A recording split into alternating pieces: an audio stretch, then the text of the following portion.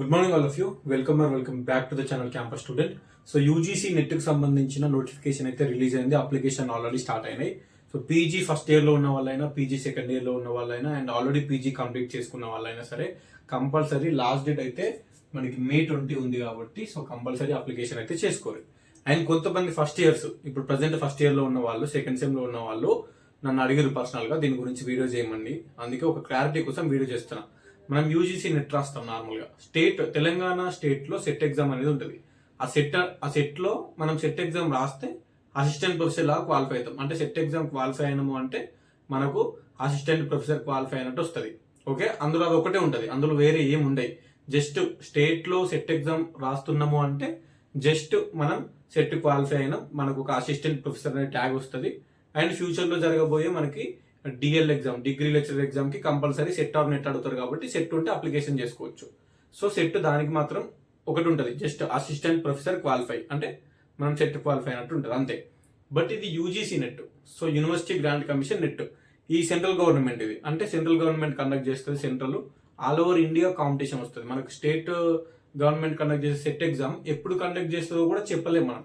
ఎందుకంటే అది every year రావచ్చు, లేదంటే ఒక 2-3 years ఒకసారి రావచ్చు. దానికంటూ ప్రాపర్ టైం టేబుల్ ఉండదు.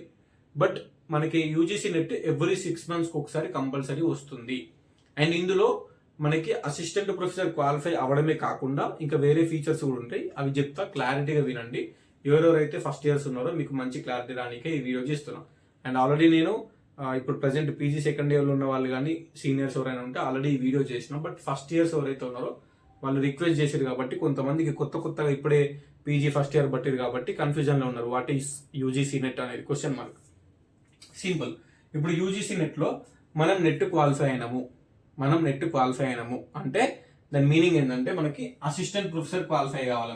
మనకి ఎట్లా అంటే మన మార్క్స్ బేస్ చేసుకొని 3 రకాలుగా మనల్ని యూజీసీ సెట్ ఒకటే, సెట్ అనేది పక్కన పెట్టండి. సెట్ లో ఓన్లీ సెట్ క్వాలిఫై అయినాము అంటే మనం అసిస్టెంట్ ప్రొఫెసర్ కి క్వాలిఫై అయినట్టు. ఓకే, బట్ నెట్ లో అట్లా ఉండదు. నెట్ లో 3 ఉంటాయి అన్నట్టు. మన మార్క్స్ బేస్ చేసుకొని 3 ఏది క్వాలిఫై అవుతాం అనేది డిసైడ్ చేస్తారు. ఓకే, ఇందులో మెయిన్ అయితే ఫస్ట్ది అడ్మిషన్ ఇంటూ పిహెచ్డి అనేది ఉంటుంది. ఇది ఏంది, సింపుల్, పేర్లోనే ఉంది కదా, పిహెచ్డి అడ్మిషన్కి యూజ్ అవుతుంది. ఎందుకు? పిహెచ్డి అడ్మిషన్కి యూజ్ అవుతుంది అంతే. పిహెచ్డి అడ్మిషన్ యూజ్ అవుతుంది. అది క్వాలిఫై అయితే నీకు నార్మల్గా ఎప్పుడైనా పిహెచ్డికి అప్లై చేస్తే పని చేస్తుంది. అంతకు మించి ఏం ఉండదు. ఓన్లీ ఇది మాత్రమే క్వాలిఫై అయినావు అనుకో, అడ్మిషన్ ఇంటూ పిహెచ్డి మాత్రమే క్వాలిఫై అయితే నువ్వు అసలు నెట్ క్వాలిఫై కానట్టే. అంటే మనకి సెట్ క్వాలిఫై అయితే అసిస్టెంట్ ప్రొఫెసర్ ట్యాగ్ వస్తుంది. బట్ యూజీసీ నెట్లో నువ్వు only admission into PhD qualify అయితే అది అసలు పనిచేయదు అన్నట్టు.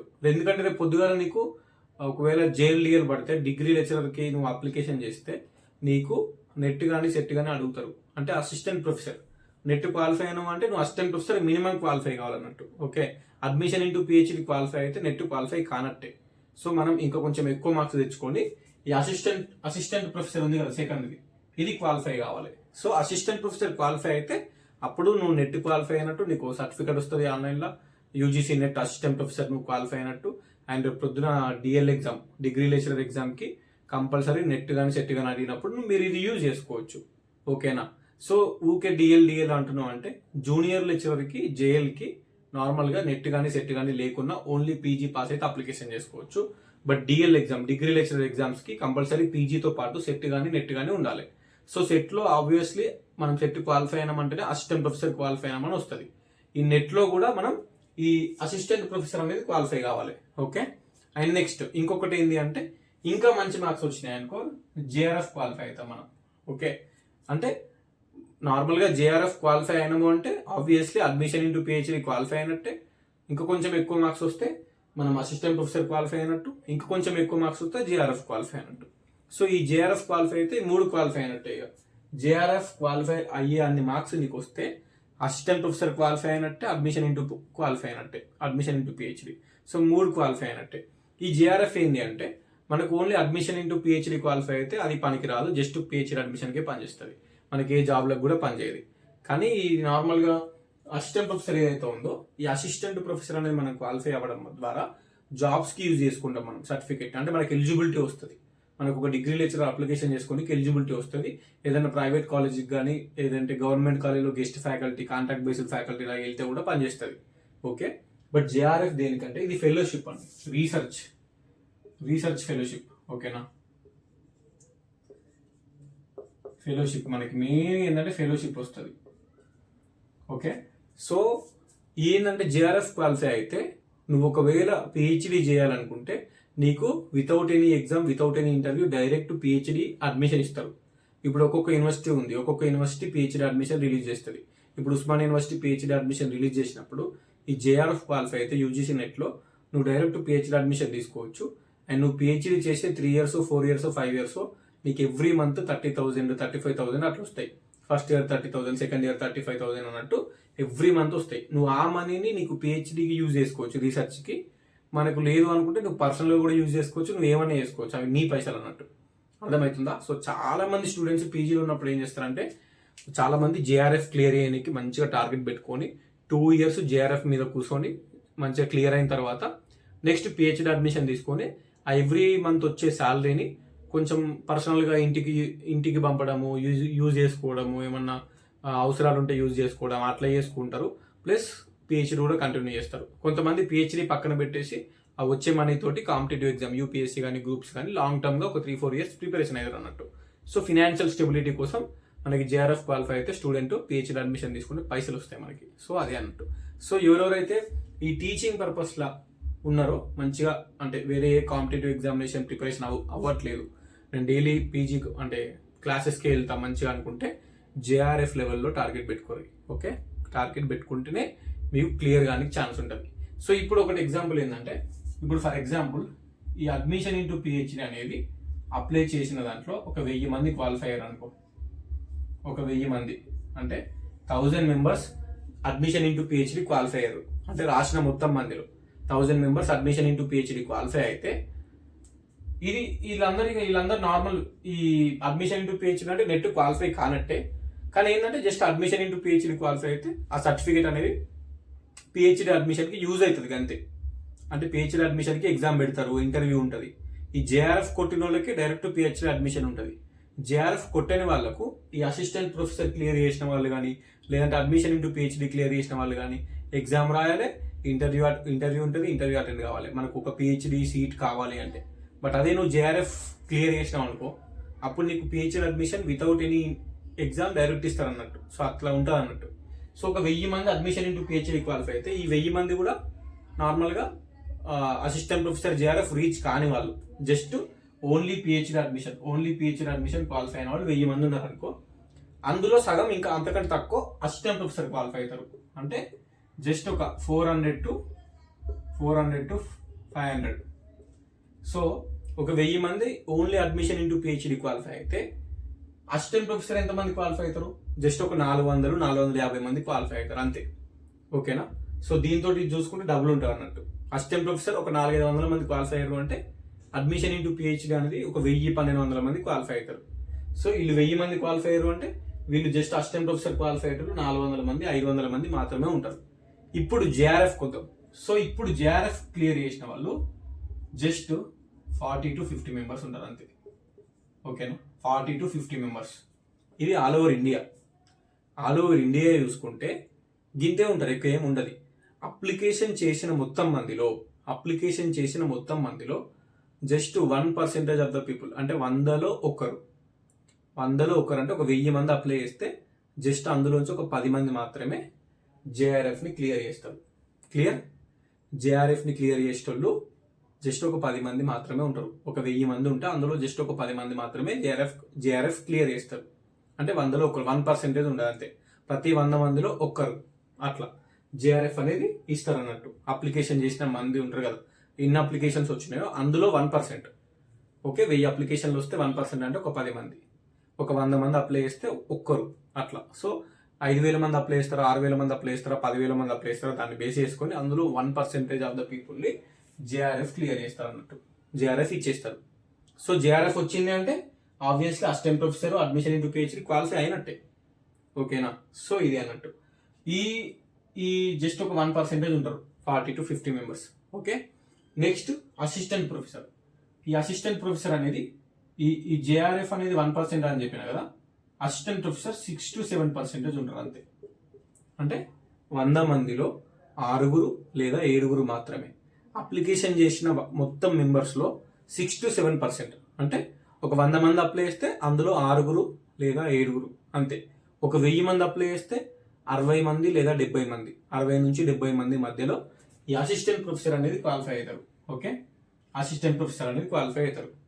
And obviously admission into PhD అనేది ఇక మనకి ఎక్కువనే ఉంటుంది కదా, దీనికి డబుల్ ఉంటుంది. సో 13 to 15% అట్లా క్వాలిఫై అవుతారు నార్మల్గా మనకి అడ్మిషన్ ఇంటూ పిహెచ్డి అనేది.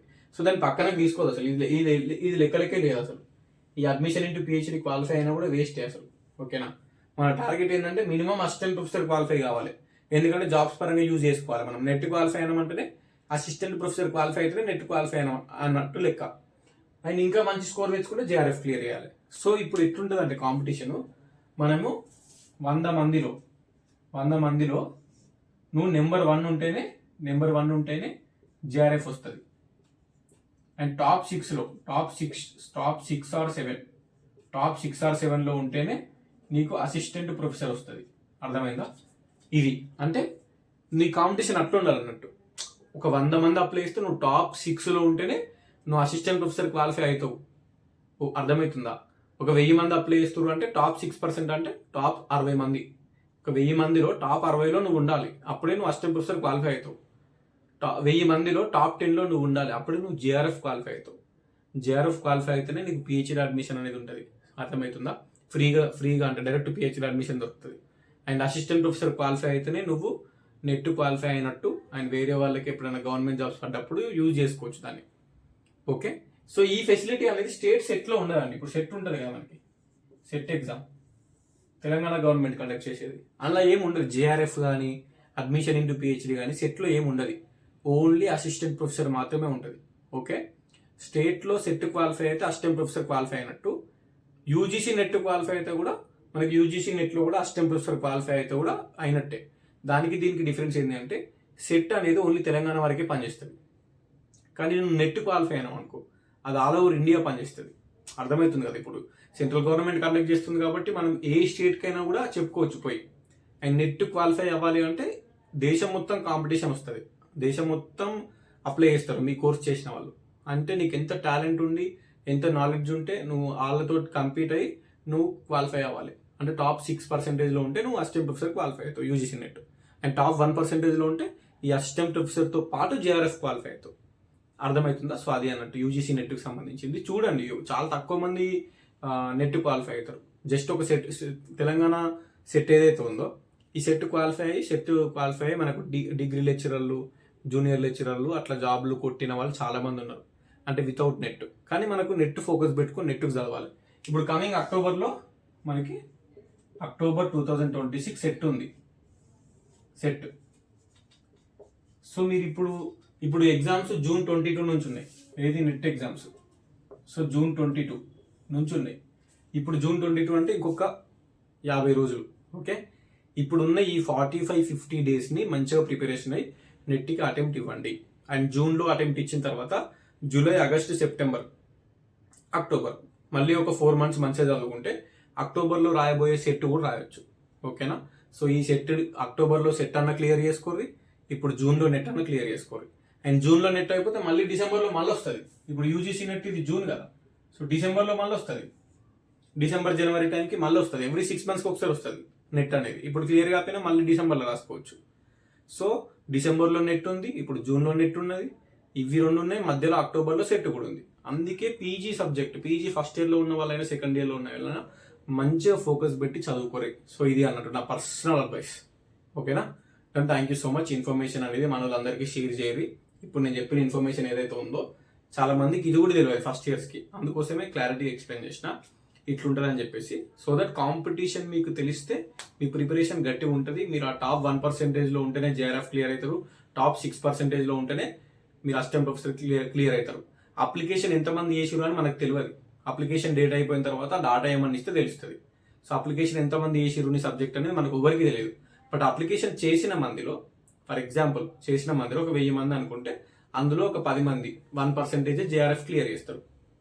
అందులో ఒక 60 మంది 6% మాత్రమే మనకి అసిస్టెంట్ ప్రొఫెసర్ క్లియర్ చేస్తారు. సో వచ్చిన అప్లికేషన్స్ని బేస్ చేసుకొని ఉంటాయి. ఎక్కువ అప్లికేషన్స్ వచ్చినాయి అనుకో, ఆ వచ్చిన ఎక్కువ అప్లికేషన్స్లో అందులోంచి ఒక 1% జేఆర్ఎఫ్, 6% అసిస్టెంట్ ప్రొఫెసర్ క్వాలిఫై అవుతారు అన్నట్టు, ఇది అన్నట్టు. సో ఒక్కొక్క సబ్జెక్ట్కి ఒక్కొక్కలాగా కాంపిటీషన్ ఉంటుంది. మీ సబ్జెక్ట్కి ఎట్లా కాంపిటీషన్ ఉంటుందని నాకు తెలియదు, మీకు తెలియదు. ఎంత అప్లికేషన్లు వస్తాయో చెప్పలేము. అర్థమైంది కదా? సో ఇది ఇన్ఫర్మేషన్. ఇంకేమైనా డౌట్ ఉంటే కింద కామెంట్ పెట్టి డెఫినెట్లీ రిప్లై ఇస్తాను. Thank you so much. ఉంటా మరి. క్యాంపస్ స్టూడెంట్ అనే యూట్యూబ్ ఛానల్ సబ్స్క్రైబ్ చేసుకోండి. ఇన్స్టాగ్రామ్లో కూడా మనకు ఒక పేజ్ ఉంది క్యాంపస్ స్టూడెంట్ అని చెప్పేసి, అందులో కూడా ఫాలో అవ్వండి. అండ్ పీజీ ఇప్పుడు ఈ ఇయర్ సిపిగేట్ రాసే వాళ్ళకి ఇన్ఫర్మేషన్ షేర్ చేయండి. డిగ్రీ స్టూడెంట్స్ కూడా ఛానల్ షేర్ చేయండి. డిగ్రీ స్టూడెంట్స్కైనా, పీజీ స్టూడెంట్స్కైనా, పీజీ రాయబోతున్న స్టూడెంట్స్కైనా అందరికీ హెల్ప్ అయ్యే కంటెంట్ పోస్ట్ చేస్తారు కాబట్టి సో ఇన్ఫర్మేషన్ మనల్ని షేర్ చేయండి. Done. Thank you so much. ఉంటాం మరి. Signing off this your campus student. Bye.